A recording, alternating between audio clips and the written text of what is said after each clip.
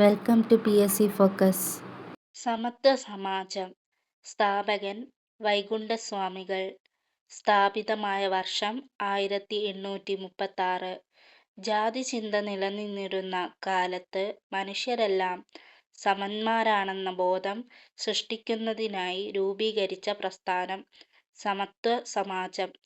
കേരളത്തിലെ ആദ്യത്തെ സാമൂഹ്യ പരിഷ്കരണ പ്രസ്ഥാനമായി പരിഗണിക്കപ്പെടുന്നത് സമത്വ സമാജം. സമത്വ സമാജം സ്ഥാപിക്കപ്പെട്ട സ്ഥലം ശുചീന്ദ്രം, കന്യാകുമാരി ജില്ല, തമിഴ്നാട്.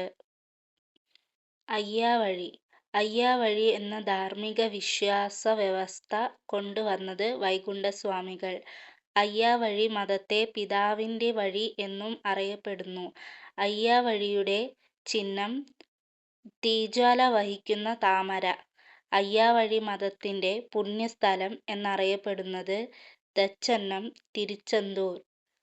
അയ്യാവഴിയുടെ ആരാധനാലയങ്ങൾ അറിയപ്പെടുന്നത് നിഴൽത്താങ്കൽ.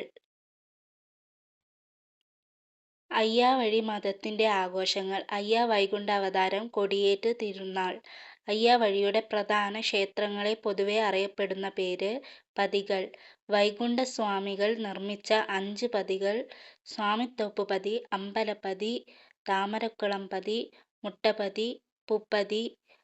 അയ്യാവഴിയുടെ ബൈബിൾ എന്നറിയപ്പെടുന്നത് അഖിലത്തിരുട്ട് അമ്മാനെ. Thank you for watching the video.